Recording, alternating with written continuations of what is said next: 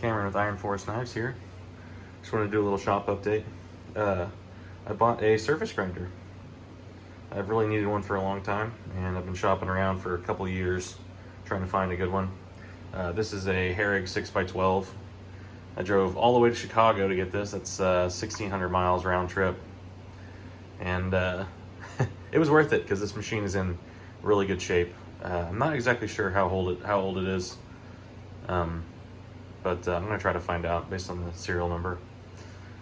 But I got it torn apart right now I'm redoing the oiling system because, you know, probably the most important part of this thing as far as keeping it new. Definitely is. These things are really simple. So this machine has an oil bath in the bottom, and it just pumps oil up through two tubes. One tube goes right here under the table. The other one goes up here to the sight glass and this distribution thing that puts oil through these copper tubes to all four rails, or ways on the Z-axis, or sorry, Y-axis. God, grinders are weird. Anyway, and it drips down and goes to the screw, and then it drips into here and actually drips into that cup right there, and that feeds to this hole, which a felt on a spring pushes it, or it helps lift the oil to the Z-axis screw through this block right here. But you can see the ways on the X-axis are very nice. I can't really measure any wear as far as the table moving around. It's probably less than a tenth on that axis. This one has some wear, you can see. It's probably 2 to 3 tenths, maybe 3 tenths right there. I measured it with this, just this real quick, simple block. Not the best way, but I don't really know what I'm doing anyway. So, but it's only at most maybe 3 tenths of wear on this axis here, and this one's a little bit better. You can see the scraping marks are still there, or the flaking. But yeah, it's in really good shape. I'm very excited. The spindle sounds good so far.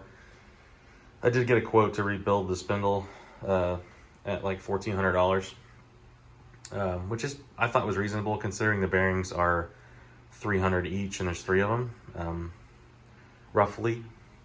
And if I try to do it, they'd probably only last a year, whereas sending it to a pro, it'll last 20, 30 years. So it'll be worth it. Came with a nice fine pole magnetic chuck.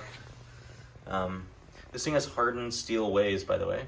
Very nice. That's probably one of the reasons why they're in such good shape. But yeah, this thing's in really, really good condition. I'm excited. But I got to replace the oil lines. These I think are PVC. I'm not sure, but I'm going with Tygon to replace them, which is a flexible, fuel-resistant line, and compression fittings. The other pump that goes in here, it works, but I think it's plugged up.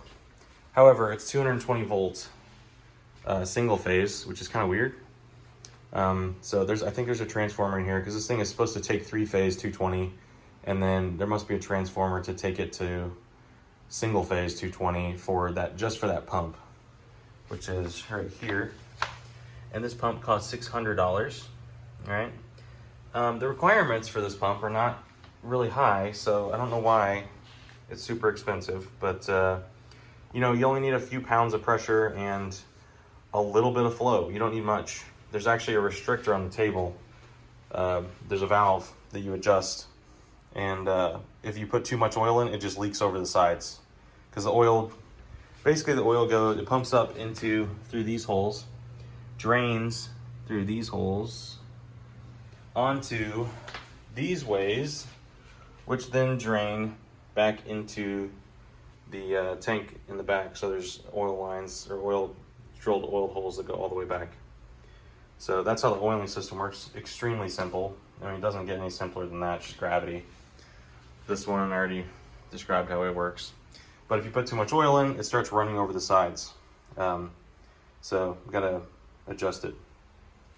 But I didn't want to spend a bunch of money on an oil pump, and I didn't want something that was 220 single phase when I'm going to run this thing on a 110 volt single phase VFD, one of these Tico L510s. I've used this one for, this used to be on my Grizzly. Now it runs my air compressor for my blasting cabinets. Yeah, adjustable speed air compressor. Works really well. I just ordered another one. But I found this little oil pump on Amazon, and it is made for grinding machines, for just random cooling applications and stuff like that. $31. Comes with a little screen filter. I actually put a finer screen inside of there. And it moves, supposedly it's like 14 PSI, and it will do to 400 to 500 milliliters a minute. That's half a liter of oil a minute.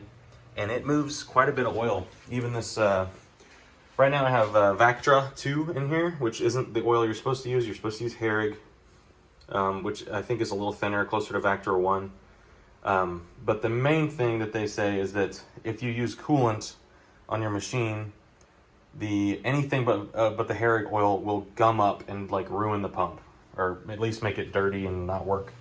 So I don't know if that's going to hold true with this little piston pump I got, but this is 110, uses 13 watts, which is awesome. It's very quiet when it's running, quieter than this one. This one's quite a bit louder.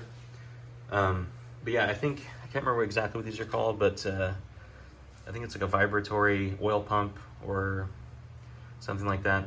If anyone's interested, just let me know and I can put a link in the comments.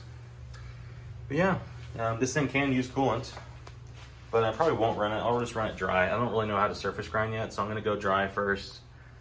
I need to build a shroud and an air, or buy a vacuum port for this thing. But basically you can run coolant and it runs over the table and it pools in the table, goes down through this drain hole, which I need to clean out. And then it goes into this tray or trough, and then it just drains back into a bucket. So you can run coolant. But I'm sure it's kind of a lot more messy. I haven't looked underneath this thing yet, the saddle. But yeah, everything is light enough where a reasonably muscular person can lift all these components by themselves. I moved all these by myself. But I'm a pretty big dude, so. What else? This thing is dead simple. I mean, one of the main reasons I bought this machine is because they're easy to move by yourself. So, most grinders, I get the impression, are very difficult to move. And what you do with this one is you get a 3/4 inch round bar. That one's 36 inches long. It's probably longer than it needs to be, but whatever. You run it through the casting. You put some straps on it, and then you tie the straps to the column up the top with another strap. Like I used a ratchet strap up here. And then you can lift it with an engine hoist, and it weighs roughly, I'm just guessing, somewhere between 800 and 1,000 pounds. I've seen mixed reports on it, but I don't know. But I had no trouble lifting this as an engine hoist. Very safe because, you know, you're lifting from the bottom, and you can attach it at the top. It barely even rocks. It's really nice. It is a little bit front heavy, so you can move the table all the way back and make it a little bit more balanced that way. But yeah, it was super easy to move. Another thing is the base is not connected to the casting. Mine did have 2 bolts, but you just unscrew the bolts and you just take the thing off and put it in the truck bed. That's what we did, so we didn't have to bring a trailer.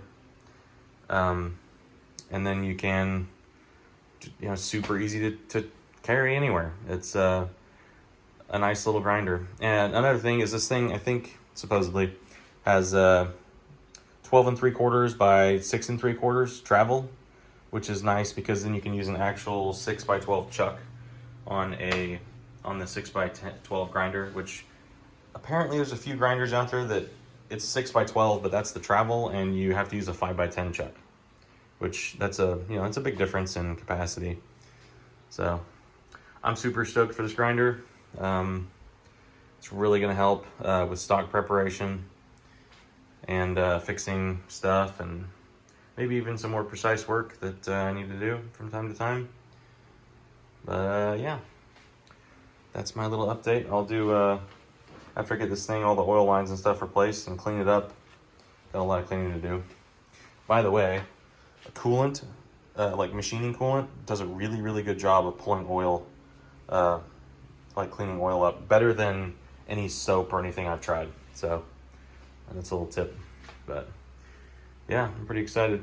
It's gonna be a nice machine for me. I think it'll be way more accurate than I need it to be. Anyway, thanks for watching. I'll see you guys in the next one after I get this thing put back together.